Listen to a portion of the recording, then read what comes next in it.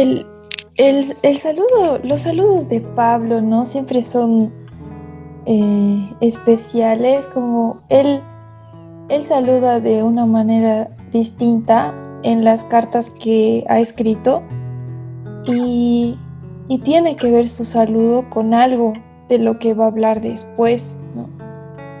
Y a mí me gustó mucho cómo le saluda, ¿no? En esta carta que es para Tito, porque él le dice, soy Pablo, soy un siervo de Dios y soy apóstol de Jesucristo, conforme a la fe de los escogidos de Dios y al pleno conocimiento de la verdad que es según la piedad.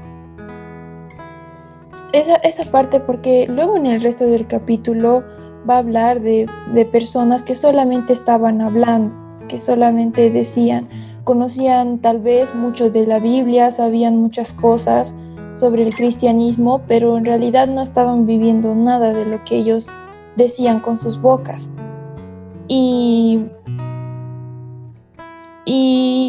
eso es lo que dice, ¿no? En la segunda parte del versículo que acabo de leer, dice, al pleno conocimiento de la verdad que es según la piedad. O sea, el pleno conocimiento de la verdad lo que nos lleva es a vivir piadosamente, a vivir para agradar a Dios. Y nosotros no podemos decir que conocemos plenamente la verdad y no vivir todas las cosas. Bueno, nunca vamos a poder vivir a la perfección, pero sin ni siquiera esforzarnos en las fuerzas de Dios para vivir las cosas que estamos aprendiendo, ¿no? Creo que eso es lo que quería decir. Y bueno, como una cosa más, es que este tiempo estuve leyendo El progreso del peregrino y justo hace unos días soberanamente hablaba sobre es como el cristiano es el personaje principal y se va encontrando con diferentes personas a lo largo de su camino a la ciudad celestial. Y hace unos días lo que leí era que se encontraba con una persona que se llama hablador. Y esa era la característica, como describe en Tito, ¿no? El hablador conoce muchas cosas sobre la Biblia, puede hablar muy bien sobre eso, pero solo es un hablador, solamente de labios para afuera, sabe todas esas cosas. Y eso era lo que quería decir. Wow, sí, me ha sorprendido ese contraste, ¿no? Que haces entre Pablo y los que se encuentran más abajo en el capítulo. Realmente tienes razón, los saludos de Pablo son muy especiales. Esta vez a Tito me llamó mucho la atención lo que le dice mi verdadero hijo en la fe. Fue un saludo bastante cariñoso, ¿no? Y bueno, lo que estabas diciendo sobre el hablador me gustó mucho, ¿no? Porque tiene mucho sentido con lo que dice en el capítulo 3, ¿no? Del mismo Tito, en el versículo 9, no te metas en discusiones necias sobre listas de linajes espirituales o en riñas y peleas acerca de la obediencia a las leyes judías. Todo esto es inútil y una pérdida de tiempo, ¿no? Y en todos los capítulos así como que se puede ver que una parte de la carta está dirigida a eso, como los judíos que pedían, ¿no? Que se circuncidaran y todo eso. Y Pablo le está diciendo a Tito que eso no es realmente importante. Y como tú dices, seguramente estas personas, que Pablo también dice que lo hacían solamente por dinero, ellos sabían mucho de la ley judía, ¿no? Por eso reclamaban, decía, hay que hacer esto, hay que hacer este otro, hay que hacer aquello, y y sabían mucho, como tú dices, de boca para afuera. Pero Pablo le está diciendo, no pierdas el tiempo discutiendo con ellos, porque es inútil hacer aquello, ¿no? Y bueno, si es inútil discutir con esas personas, es por una clara razón, ¿no? Y es lo que tú estabas diciendo, de nada sirve saber tanto, de nada sirve tener tanto conocimiento y poder debatir esas cosas, si al final no tiene crecimiento espiritual, no sirve para la fe, ¿no? Y me hace pensar, ¿no? En lo que yo quería compartir.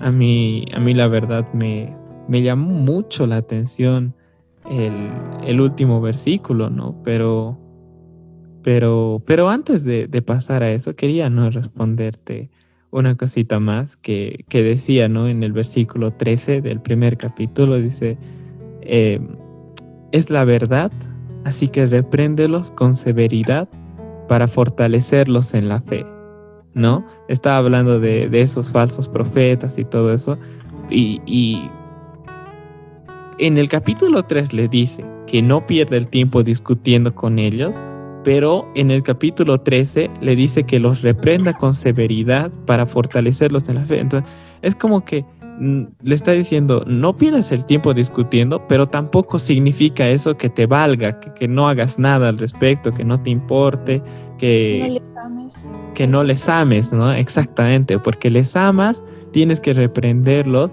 y fortalecerlos en la fe, ¿no? Porque seguramente mucha gente, yo veo, ¿no? Hay muchas iglesias que tal vez los líderes están yendo por un mal camino, pero ¿a cuántas ovejas están llevando detrás de ellos?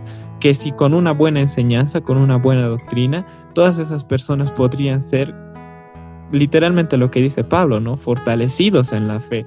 Y me encanta eso, ¿no? Dice, no pierdas el tiempo con ellos, pero ámalos, repréndelos, porque eso es lo que te estoy mandando a hacer, ¿no? Y a veces nosotros solo hacemos mitad del camino, por ejemplo, con las iglesias que hay en nuestra ciudad, ¿no? Algunas son de falsa doctrina, otras de prosperidad, otras de sanaciones, etcétera. Y nosotros entre nuestra comunidad decimos, qué mal están esas iglesias, qué malas cosas enseñan, no vamos a perder el tiempo discutiendo con ellos, etcétera. Hasta ahí todo bien, hemos cumplido, pero no estamos cumpliendo esta otra parte de fortalecerlos en la fe, ¿no? No nos sentamos para decirles, oye, ¿sabes qué? No quiero discutir contigo, pero lo que estás haciendo está mal. Y yo quiero exhortarte a que puedas caminar más en la palabra de Dios, ¿no? A veces no vamos tan hacia ese sentido y creo que eso es lo que personalmente a mí esta lectura me ha llamado en parte, ¿no? Este capítulo de Tito. Sí, me hiciste recuerdo, siguiendo, ¿no?, con el ejemplo que les estaba dando del libro del Progreso del Peregrino. Lo que hace el cristiano es que, o sea, él lo conocía, ¿no? Sabía que él era un hablador y solamente quería tener un tema de conversación, no importa si era del mundo, la conversación, o si era de las cosas cristianas, con tal de que tenga algo de qué hablar, ¿no? Y su vida misma negaba todo lo que él estaba diciendo, y lo que él hace al respecto es que va y empieza a hablarle y a decirle, estás haciendo mal esto, no sirve de nada conocer tantas verdades de la Biblia y no vivir ninguna. Y le empieza a hablar así, ¿no? Y con el propósito, como tú dices, de que se arrepienta, de que vuelva, no de que vuelva, sino de que empiece a caminar por el verdadero camino de la fe, ¿no? Pero al final el hablador se va y no se arrepiente, pero como tú dices, siempre es importante hacer esa parte por amor a nuestro prójimo, ¿no? Porque ellos también son nuestro prójimo. Sí, es verdad. Y decirlos, ¿no? También no es nuestra responsabilidad hacer que nos crean, solamente decirlo, ¿no?